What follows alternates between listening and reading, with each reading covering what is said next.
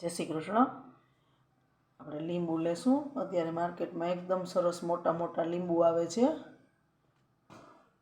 Cut કરી લેશું લીંબુને।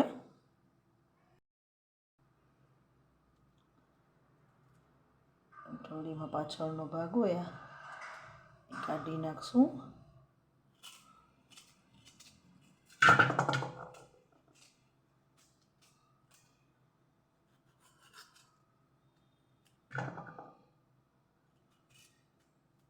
આ રીતના કરી લેવાના છે।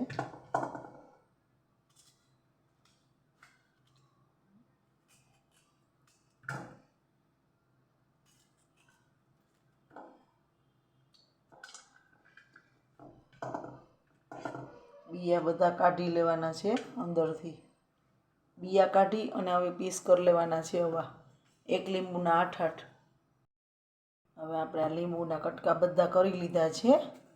1 किलोना टोटल 1 किलो 2 લીંબુનો रस काढी लीधो छे अने बाकी बधा जो बिया ने बधुं काढी लीधुं छे। 1 લીંબુનો रस 2 લીંબુનો रस काढी अने राखी देवानो छे वाटकीमां। हवे आगळनी प्रोसेस करीए। आमां आपणे हवे 1 चमची हळदर,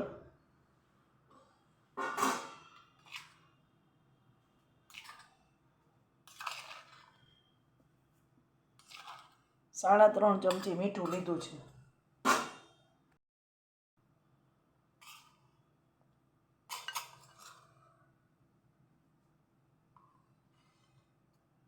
ત્રણ ચમચી लाल मरचું पाउडर, काश्मीरी तीखું मिक्स છે। पहला आने बराबर मिक्स कर लेशुं।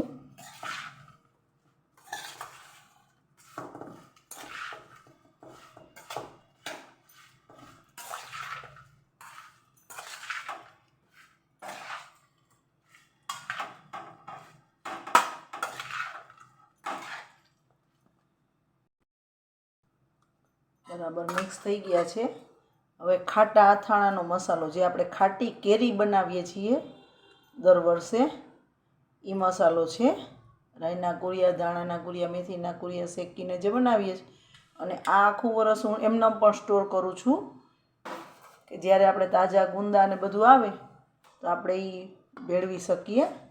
आ मसालो बोटल भरी अने आखुं वरस स्टोर करूँ छूं आने।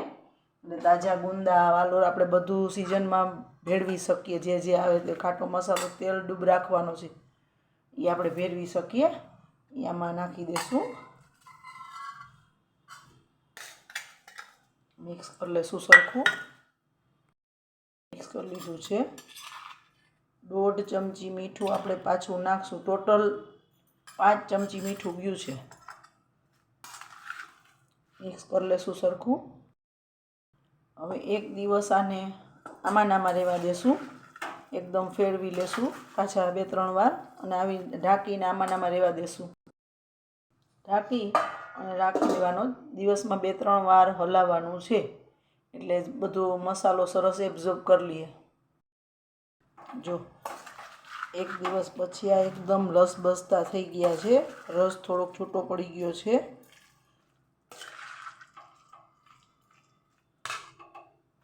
हवे जे आपणे आ 2 લીંબુનો रस काढ्यो छे ई पण अंदर नाखी देशुं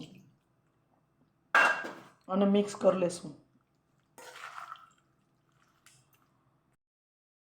जो લીંબુમાં હવે બધું બરાબર એકદમ મિક્સ થઈ ગયું છે।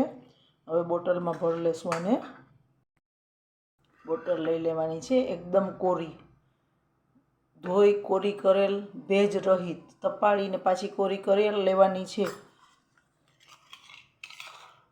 અંદર તરિયામાં સેજ મીઠું છાંટી દેશું। હવે જે આપણે આ લીંબુ કર્યા છે મિક્સ એમાં ભરી દેશું।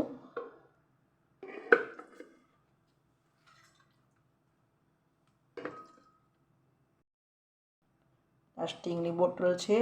जो काचनी में भरवू होय तो काच तो बेस्ट ज छे अथाणा माटे, पण प्लास्टिक में पण कांई वांधो नथी आवतो। हूँ स्टोर करूँ ज छूं। आखुं वर्ष आमां बधुं एवुं ने एवुं ज रहे छे, कांई वांधो नथी आवतो। एक एने बराबर कोरी करेली होवी जोईए।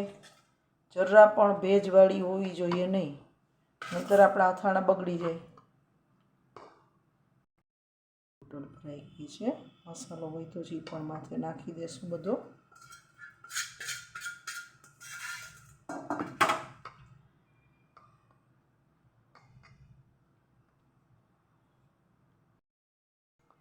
બધો મસાલો નાખી દેજો છે. ઢાંકણું પણ એકદમ કોરું ક્લીન કરેલું અને ભેજ રહિત હોવું જોઈએ. જો જરા પણ આમાં લીંબુ લૂછા નહીં હોય, કોરા નહીં કર્યા હોય કે ભીના રહી ગયા હશે કે ભેજવાળો પાણીવાળો હાથ અડ્યો હશે લીંબુને કે તો અથાણું રહેશે નહીં. પાણી કે ભેજ જરાય ન લાગવો જોઈએ. અને એકદમ ગરમી કે એકદમ ઠંડીના વાતાવરણમાં રાખવાના નથી. આ મહિનો દિવસ પછી ખાવા જેવા થશે. લીંબુ પલળશે પછી. ઓમ તો જેટલા જૂના થશે પછી જ ખાવાની મજા આવશે, પણ મહિનો દિવસ થશે પછી થોડાક પલળી જશે. બાકી જેટલા જૂના થશે એમ એકદમ એની છાલ ગળતી જશે અને એકદમ સરસ લાગશે. બહુ જ સરસ લાગે છે. એકવાર જરૂરથી ટ્રાય કરજો આપણા આચારી લીંબુ. અને જો ભરીને કરીએ તો એને તો પલળતા બહુ જ વાર લાગે છે. એનાથી આ પીસવાળા હોય તો આપણે જેટલા બાઈટ જોતા હોય એટલા કાઢી શકીએ, બગાડ પણ ઓછો થાય. તો બહુ સરસ લાગે છે. એકવાર જરૂરથી ટ્રાય કરજો. સ્ટોર કરવા માટે રેડી છે. જય શ્રી કૃષ્ણ.